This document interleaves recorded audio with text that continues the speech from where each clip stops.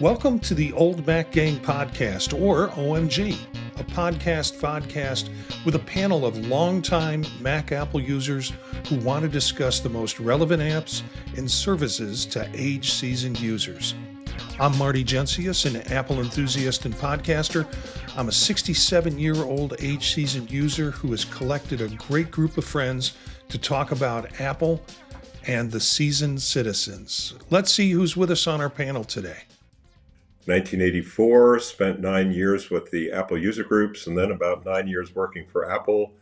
Finished my career at a university in the San Francisco Bay Area, and I currently have an M1 Mac Mini, an iPhone 16 Pro Max, a Watch Series 6, and a 9th generation iPad, and lots of services. And I'm a happy member of the Tucson Mac user group. And I'm Peter. I'm from Bay Village, Ohio, and am 72 years old. Since I first thought about getting a Mac in 2005, I've been a member of the Northeast Ohio Apple Club. I currently have an M4 MacBook Pro, which has its own little cradle in my office where it connects to a lot of other stuff, including a big screen or two. I also enjoy and use Apple's matryoshka of other screens, a larger Apple TV, and smaller screened iPad, iPhone, and Apple Watch. I'm Gary. I'm 87 years old and live in Cleveland, Ohio, and also a member of the Northeast Ohio Mac Users Group. Each day as I age, I find Apple products and software, especially FaceTime and Zoom, to be a necessary part of my life. Honestly, at my age, I am more aware of the aging process than I was in my earlier years. For me, Apple products help me with my mental and my physical health. I have a Mac Mini, iPhone, and Apple Watch. Those are my major Apple products. Today, I'm making my life as simple and as enjoyable as possible. Marty, I'm grateful for you having me on this panel. Okay. Well, we're going to get around to talking about the health app tonight. But as the week goes on, I always like to try and find news items or new material. And I think it's been a very busy week with Apple products this year. And so for some of our listeners, you might have seen some of the announcements. And without going too much or delving too much into them, the question for me is, and the question for the group is, what do these new products mean? And what does it mean for people who might be looking for Apple products? I know in our Mac user groups, people have a tendency to hold on to their equipment as long as they can and use it because they don't have any really large specialized use for it. But the things that came out yesterday were the new iPads, the iPad 11-inch A16 processor, and it's interesting because it has an A16 and not an A18. If they would have put an A18 in it, it would have had Apple Intelligence capabilities. Really, the M series is where all that starts. So you have the one product that is left in the Apple product system that doesn't have the capabilities of doing Apple Intelligence. It's a great entry product for people who want to use an iPad for media consumption, for email and things like that. And it's an upgrade in the A16, but not all quite there yet in terms of product development. The other that came out was the iPad Air. And the iPad Air, what was it? Was it M3? I think it was an M3, yeah, which kind of surprised me because the word on the street was chips were a little harder to produce, and they were just going to jump people to M4s because they were easier. And No, the new line of iPad Air went from an M1 to an M3. So it also, I think, no, that's the MacBook. Also has does it have new camera capabilities, Peter? Do you know? I don't remember the camera. I do remember that they built a new keyboard for it. Yeah. So you can get a slightly faster iPad with a keyboard if you want that. And then also what came out today or yesterday, excuse me, was today it was the M4 MacBook Air. So they went from the M3 to the M4. And I think they added a new color too, sky blue. And so a little bit faster. They also have a 12 megapixel camera in it. So you're going to wind up getting a little bit better resolution, probably 1080p with any of the Zoom calls or video calls that you're doing. So there's an upgrade with that. And then they came up with which was a surprise to me. I kind of thought the studios wouldn't be until WWDC in the summer, but they came out with two new studios, the M4 Max Studio and the M3 Ultra Studio. So the change in the chip pretty much was the big issue in both of those in terms of the speed of the chip and the architecture. So lots of Apple product. Does this mean anything to older aged users? For the two new iPads and MacBook Air, I think they're great updates to the entry-level hardware, which advance the capabilities of what would be a first computer for a lot of people.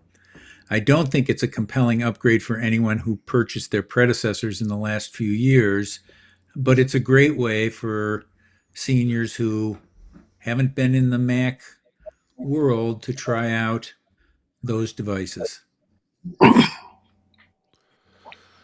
Yeah, yeah, go ahead, Chris. Another thing here too, for any seniors who are still using Intel Macs or older iPads that are more than, 4 or 5 years old, it's absolutely a good time to upgrade. And as we saw with the MacBook Air, as I think you were alluding to earlier, Gary, or Marty, the price actually went down $100 despite the potential of the tariffs, Yeah, it was which interesting. is very unusual. Yeah, it was interesting. Of course, there were certain things when configuring them. If you're going to be a user, you want to increase your hard drive, you want to increase your RAM. Um, but the base price was Right. $100 cheaper. And again, for most people, there used to be a problem when they were upgrading MacBooks where they'd put them with like 16 or 8 gigabyte of RAM, and people were finding that they were really stalling out on them, and so they got rid of that as a base and raised it to 16. So we're not seeing problems like that with the recent releases of MacBook Airs with it. So interesting day. Yeah, Peter. One last thing, I think the better camera in the Air will make for people who are much more pleased with Zoom or Teams or Google Meet video conferences. Yeah. And I agree with you, Peter. Though, for people who have gotten the last gen of some of these products, probably not worth the upgrade in terms of what's there. Who knows what's going to happen in another year with the products? The studios, from looking at the specs on the studios, it's quite a kick for the studios. It's also quite expensive for the studios in terms of the products, and I don't think that's typical user. That's for media production and for folks who do that'll do that. So, but so who has an iPad here? And just anything in particular, what do you use them for? Well, I have one, and it's the ninth generation entry level, and I hadn't updated my iPad in, oh gosh, about 8 years. Just wasn't using it very much, I still don't use it a whole lot, and that was one of the reasons I got the entry level to see if it was worth getting the Pro. My wife, on the other hand, she's on tablets all day long, Mhm. and that's her main machine. And if I ever were to use one, say as a laptop, as a lot of seniors do, then that's a very different story, right? Because there is a whole separate niche for iPad in terms of drawing and things that we can do that you really can't do on anything else. And so I can't speak to that very well myself in terms of my own experience. But like you said, Marty, for basic email, for viewing movies, TV shows, and stuff in a something you can carry around under your arm, it's fantastic. Yeah, I have a Pro model, latest I guess M4 Pro iPad, and I will use that sort of as my swap out computer and when I travel. But I also have an iPad Mini, which I use for media consumption or basically reading in the morning when I get up because I want to use something other than that's a little bit bigger than my phone to kind of read news stories and such. So I've switched to Mm. using those in two places in a way. Yeah, and I also have an M4 iPad Pro. I use it every day. I use it for media consumption if I'm in bed on the couch, both reading books and watching videos. I use it for things that need a pencil, and so I do a lot of mathematics, and so a lot of that's done symbolically with a pencil. Easiest, so I write on it. And whenever I'm going somewhere that I don't know if I'll use a computer or not, but I think uh, it'd be nice to have one with me if I need one. I just throw it in a messenger bag, which is over my shoulder. And most of the time I don't use it, but if I do and I have the keyboard attached, then I use it as a pseudo laptop. I mean, in most cases, I would almost always have prefer a MacBook Pro when I'm thinking keyboard, but if it's smaller and easier to tote, it's better to have with you. I mean, it's easier to have with you. Yeah, yeah.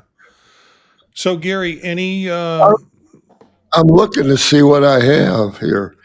yeah. Peter, I have what you have. I have um, iPad Air 13-inch with an M2 that Hmm. is bigger, and I use it to read, look at photos,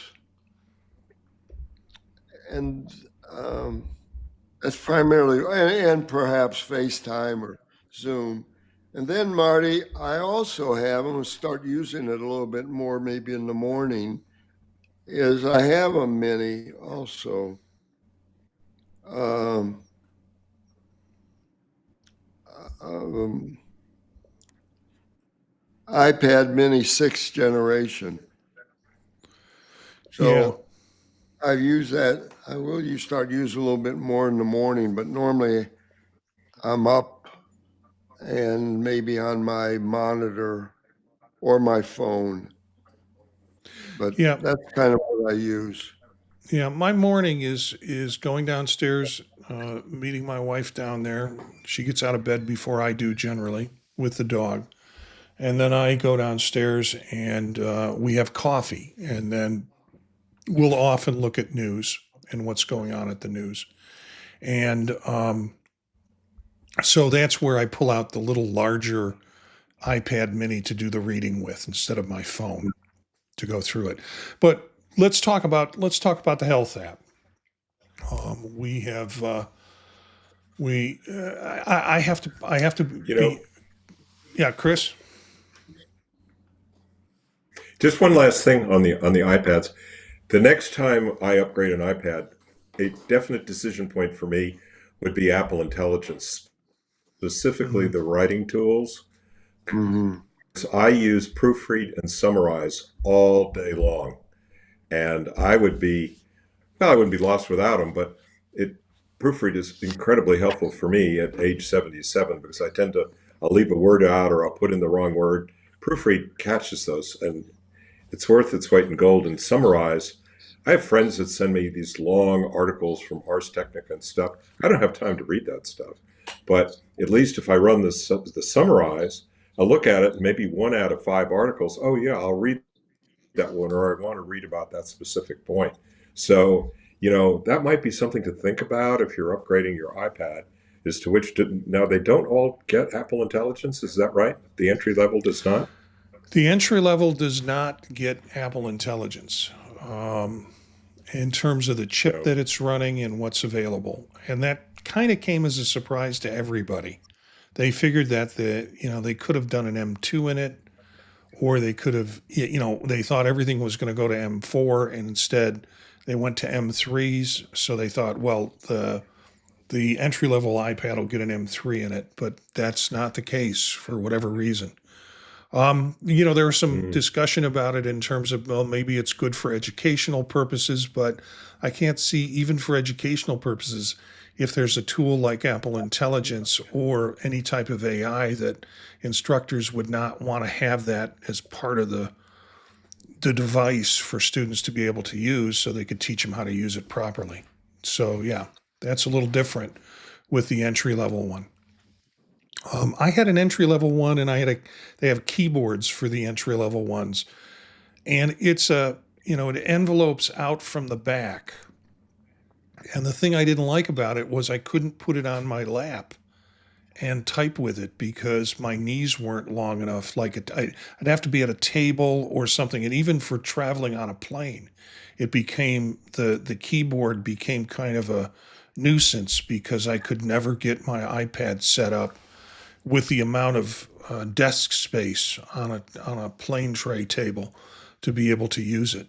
So, okay, I so let's think talk the about. new one, Marty, I think the new one actually has the folio type keyboard like Logitech does. And at least in the picture on the website, it looks pretty much like my Logitech Folio, Yeah, which I much prefer. And so I don't think they'll have the knee problem going forward with the entry levels anymore. And well, the keyboard is actually a little bit different still on the iPad Air. So for folks who are torn between the two, these are more decision points to take a look at. yeah, I'm looking at it um, right now, and see how well, Yep. for folks who are looking at the video, see how that envelopes out in the back. That's what holds up the iPad in that Oh, keyboard setup. So that is the problem. Now that doesn't mean you can't find other keyboards that houses them, but I think you lose a lot of your key, the connectivity, the Apple Pencil and stuff like that. So it is different. It's lighter. It's nice. It's fun to carry around, but you have to have a table to work on it. It's not something that's going to sit on your lap easily to do that. So let's get to the health app, and I'm going to have to rely heavily on y'all to talk about the health app because I am not a big user. I think I put all my data in there and never go back to it. Now that could Yeah. change for me because a lot of getting my data in was either I'm carrying my phone with me, or particularly with sleep, I've got my watch on, and I don't like to sleep with my watch on. And so up until recently, and I talked about this on the last episode, I got this Oura ring, which I wear all the time, and it fits on my finger. I have to take it off I don't have to take it off to shower, but I can take it. I take it off when I do, and by the time I'm done showering, it's charged up. And it lasts for many, many days, but I do pop it on there every day for a while just to get it off my finger. Well, just because of that, all that metric is now going into my phone because you can link it to the health app. So I might be paying more attention Oh, to it. I might be paying more attention to the health app to see what's there, but I'm really gonna rely on y'all who have some of you who have integrated it much better into your life. So let's start with Chris. Do you use the health app, and how, in what sort of place and ways do you use it? I do. I use it every day. I've got all my meds in there. I previously used a third-party app, and when the Health Out app came out, I guess in the last OS or the one before, I thought I'd give it a try, and it's even better. Um, One of the more important things for me is it highlights conflicts and medications. And I can remember one time in California, I think I was in the hospital at Kaiser, and they wanted to prescribe something. And I said to the doctor, whoever the medical person was, well, wait a sec, I'm putting it in my phone here, and it says there's a conflict with such and such. And they said, oh, I didn't realize you took that. Okay, we can't do that. We'll do this. So I won't accept a prescription from my doctor. I mean, I will look it up on the spot on the phone and see if it conflicts with anything.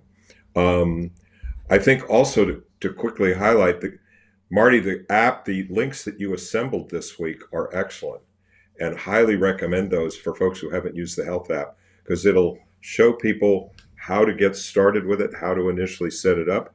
And I was following along and I looked in mine, and I'm an organ donor. And believe it or not, my organ donation address was still my 8-year-old California address. I'd never Hmm. changed it. So, I had no idea. And they have added some new stuff in the health app in terms of the profile page and various things. But right now, I've been through several joint replacements, and there's lots of meds with those. And being able to track those as well as set reminders um, was really helpful for me. And it's quite easy to put meds in. So um, let's see in which direction to go in. Peter, maybe you have some thoughts here. Well, yeah, I use the health app a lot, and I just started when I first started using it, it was what it did by default. But I watched the video as well as the that's in the show notes, and I like the presenter in that video, Fernando Silva, and he goes through everything in the app very nicely for people who don't want to read the long document that's also in there.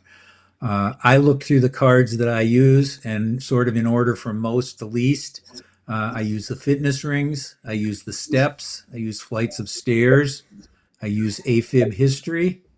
I use cardio recovery and all the heart measurements. I track blood oxygen, sound exposure, sleep and breathing disturbances, work distances. I mean, you're getting an idea of how much is in there. It's a ton. There's a nice vitals summary that I hadn't noticed till I saw that video, but I looked at that today and it's great. Mundane things since COVID, like hand washing. When I get home, it tells me, hey, you've been out and about, wash your hands. When I'm washing my hands, it does a countdown and says, you're not done yet, keep going. Uh, I track weight every day. My Wise scale feeds my morning weight into it. I take blood pressure with a cuff once or twice a day. It's an Omron cuff that feeds into it. The immunizations from Cleveland Clinic automatically go into it. And after watching the video and reading the stuff, I'm going to make sure CVS, which is where I've gotten recent immunizations, I'm going to make sure those feed into there. My medications, I'm going to do more with. They're all in there when they're prescribed. So my prescriptions automatically load in when a doctor gives me a prescription. I don't track the taking of them because I use an app called Do, which is a general reminder app that I really like for a couple of reasons. It's a snap to create reminders, including any that repeat almost instantly. They don't show up in Apple reminders, so they don't show up on calendars and stuff. And when the reminder kicks off, it's persistent through this thing they call auto snooze. But if you say this isn't the right time and you want to defer it for a couple hours, you can do that, and that takes a mere moment. And it does either classic or countdown reminders, and they're everywhere. They're on your watch, they're on your phone, they're on your computer, they're on your iPad. Wherever you happen to be, you'll get them.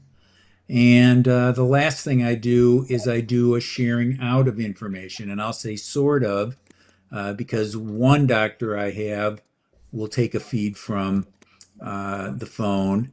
But for those who don't, I just export the data to a spreadsheet, run some nice charts that makes it easy for them to read the whole data stream quickly, and they appreciate that. So I'm a big advocate of both the health app, and I'm sure there's more to learn, and this app called Do, which I also like because it's a one-shot, uh, $4.99 to buy it on all your devices. And if you are somebody like Marty who has SetApp, you already have it. Yeah. Oh, really? Okay. Thank you. Yeah. Because you put this link in, and for those watching the video stream, I went to it. I'm like, this is pretty cool, and I want to play with it now. And thanks for letting me know it's in SetApp because my impulse would have been to go to the App Store and buy it. SetApp is a service where you pay a monthly fee and you get access to hundreds of different types of apps and you kind of go in there and you look at it and say, is this going to be worth the monthly fee for me if I'm going to be using this, and this? So now you've given me another reason to use the monthly fee. Very cool, Peter. Very cool. Thank you for that. And again, all of these links will be in the show notes of either the podcast or the video cast, so you can find the links to the different kinds of articles we're talking about. And Chris, thank you for saying those nice things, finding the basic information about the health app. There's a link for that. And then there are two really good videos, I think, that I found them and put them in deliberately because I needed to watch them to learn what are all the different things I can do. I think I set a lot of it up just by fumbling around when the app first came out. And just, I think the recommendation I would have if you're new to this app, get your bag of medications, get whatever information that you can, and sit down and put the data in. And it's particularly useful if you have some type of device, particularly an Apple Watch, that will allow you to put that in, that will automatically sync that information in, like steps, exercise, heart rate. If you, those kinds of things will be helpful. Gary, anything to add to that in terms of, are you using? Well, it opened my eyes today in a way. I do think the video is really well put together, and I had my phone Mhm. and watched the video. I could stop it. I could go back. I have not quite a few. I have a few in it, but I think the most important thing for me now is if just something happened, my emergency contacts are there. He set it up so anybody that picks up the phone doesn't know the code to open it can still get the emergency apps. And then I've learned some things from Peter tonight too. So I'm I'm going to use it more. Even the idea of Marty on the steps, and I did the rings at one time, but I think what it's going to do is help me do a little more number of calories you burn, all the benefits. So it's kind of a marker to get help you through the day. But I plan to use it more. I'm really glad you brought up the emergency piece because that's the first thing in the video where he shows how to set that up. And the thing that I learned something from that, I thought, oh, well, this is cool. They can emergency, they'll call 911.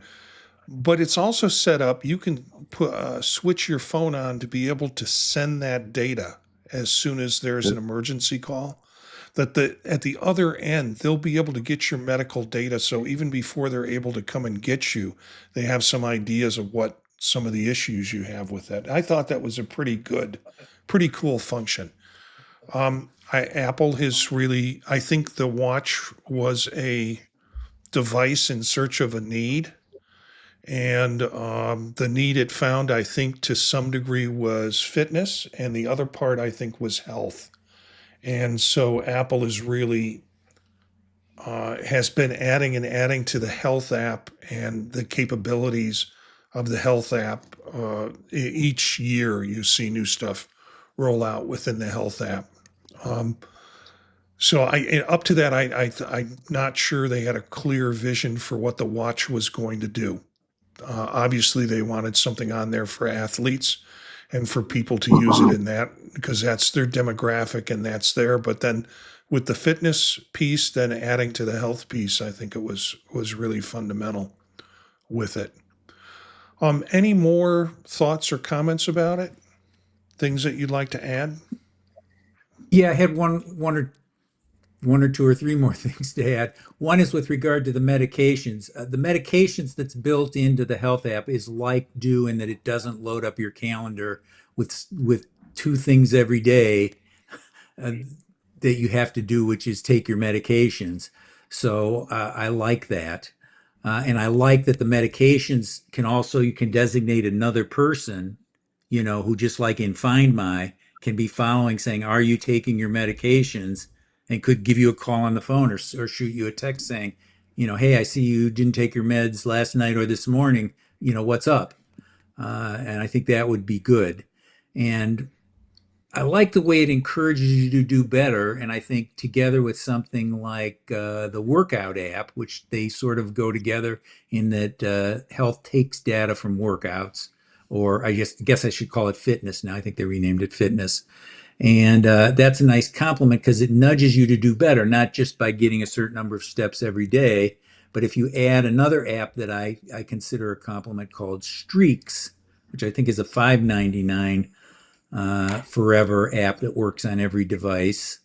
Uh, it's not in SetApp, alas, uh, but it tells you how long you've been doing a certain thing and all the things that are in fitness, like you can have that feed a ring. And I found it's one thing to say I need to make my rings today. It's another thing to suddenly realize I've hit my rings every day this month, and now I don't feel like it, but I'll lose the whole month if I don't do it today. So then I actually get the motivation to do it. Uh, and the last two things I wanted to say is I think analog is okay too. So we were talking, I think, last week about forgetting to take your medications. I have a reminder to fill my boxes. I have a week of boxes for the morning and a week of boxes for the evening. And if I go to that box and it's still got pills in it, I go, oh my gosh, I didn't take them this morning. And they're in a place where I might see them throughout the day and then say, oh, I'll take them. So that analog I don't have to push a button. I don't have to check, make a record somewhere. If I didn't take them, they're there in their Yeah. slot. And And most of those pill trays, and I have one run from Sunday, Monday, all the way to Saturday. Well, what yeah, happens on Saturday, Gary, Peter? What happens Saturday morning? It's our Mac user group. And yes. so I'm emptying the tray in my mouth on Saturday morning and, Mm. under the table, kind of filling the tray up during the meeting while listening to folks. So I have a full tray. So it's part of that ritual. I used a medication app once, and the problem I had with it was, and maybe it's just the way I was using it. It said, "When do you want to take your medications?" And I said, "8 o'clock every morning." Well, sometimes I'd get up at 6, and they'd be sitting there on the table, and I'm like in the tray, and I'm like, "Okay, I'll take them." And then I'd go to work, and at 8 o'clock, I'd start getting messages saying, "You haven't taken your medication yet." And so it didn't fit the time, the way that I took my meds, in a way that it was either nagging me because I'd already done it or nagging me because I was at work and I left them at home. So I had to come up with a different. Well, I stopped using the medication app. I just used this tray sitting right on top of my studio, and Well, now's where it I'll do an ad for Do, because if you set it at 8 o'clock, but you took the pills and then just swiped it on Do, it's gone. It's not going to remind you at 8 o'clock. And if yeah. you are sleeping at 8 o'clock it's going to keep repeating and you probably won't hear it. And then when you get up, you'll hear it and you'll say, oh, I better do it. So And it's this is very accommodating that way in terms this of, is this is better than the built-in um, health app medication because, and I'm asking that not to challenge you, just or yeah, because it has auto postpone, or I forget what they have a word for it, or defer, or do it early when you just click the button for the app, which is on my home screen. And whatever you see, if you did something early, you just do one swipe and it's gone till the next recurrence of it. that's So cool. it's really nice for it's very flexible for reminding you, which is what I would say. The Yeah. last thing I wanted to say was that I think Apple's missing the boat on one thing. I recently decided to take the classes they have at the Apple Store for Meet Your Mac, Meet Your iPad, Meet Hmm. Your iPhone, because I thought, it's been so long since I took one of those. Maybe there's something I'll learn from it. And in fact, I did. But I really think they should do Meet Your Health app because they have a really nice way of introducing you to a lot of features, but not making you feel like, oh, I've got to do every one. I'll pick one or two and then grow into it. Right. And I know that Tim Cook really is into health and fitness, and I think he should want to uh, have people use it more than I think people are. Yeah. Yeah. Um, and particularly if, well, I see it as a way in which they could sell more product if I hate to be Sure. that kind of pandering, but they show you the app and it's like, well, you can get these metrics. Where do I get my heart rate? Well, that there over on that table are some watches.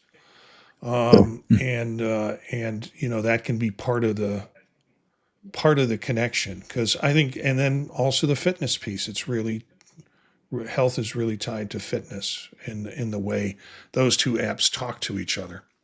I was really surprised when I got this ring. One of the first things it says is if you're on an iPhone, we can connect to your health app, and I'm like, yeah, go to it. And so most of the metrics I'm getting, including like body temperature changes and things like that, are all coming from this ring that I'm wearing. Um, I still wear a watch. I just don't wear it at night. So that's sort of my thing. Any other comments before we close out? Well, I think the one thing about the health app is it's designed to go as deep as you want. So Yeah. for people that have very complex health situations, like after my joint replacement surgeries, there's all kinds of meds, and some, like particularly with oxycodone, you can only take that so often, and it's not at the same time as you take your Advil or your Tylenol. And so that was really hard to do. In fact, my wife was trying to follow it on paper, and on the first one, we got a little bit screwed up, and I was under medicating, and I felt it. So, Hmm. I got pretty religious about using the health app, and it really works. Now, I have a morning med and an evening med. I just turn the reminders off because I take basically the morning one when I get up and the evening one before I go to bed. So, I mean, I don't really need a reminder so much for that. So, I would say the app is flexible and you can get as involved as you want to. And there's a lot there. And, Apple's made a pretty big commitment to health. We talked a little bit about the hearing stuff in another show, and it's pretty amazing the commitment that they've got on this stuff. Yes, it sells more machines, but it's nice to have that level of commitment. Yeah, and I was playing around with the app and it was prompting me. The sleep apnea is now part of it. And it's like I'm starting to answer the questions, and it's the next question is, have you been diagnosed with sleep apnea? Yes. Well, this app is really meant for people who haven't been diagnosed with it yet. It's meant to Yep. to kind of check Yep. into that in terms of it. So I would love to have something that would if it could track my sleep apnea in terms of quality of sleep and what I'm getting with the machine on. There's lots of wishes I'd like for health wearables. We talked about that last week, but just even having the metrics that could be put into the health app, which would be good for my doctor to see. And my doctor's one of those that, you've got a health app, let me look at it. So he's good about that. So he wants to see what's going on. So I think that's a wrap. I've got a few announcements here. First of all, listeners or viewers, check the show notes because, yeah, I was pretty happy with the videos I was able to find. And, the videos include how to use Apple's medication app. And then those two, well, that's a website, but the two YouTube video links that I have in there are really good. The first one is a nice introduction to it, and the second one, which is a little bit longer, the first one's about 10 minutes long, the second one's about 23 minutes long. The second one, the guy really breaks it down and really kind of shows all the different things that are possible with it. And can be maybe a little intense. So I like Chris's idea of just open the app, look at it, try to do some things with it, and then return to it as you can.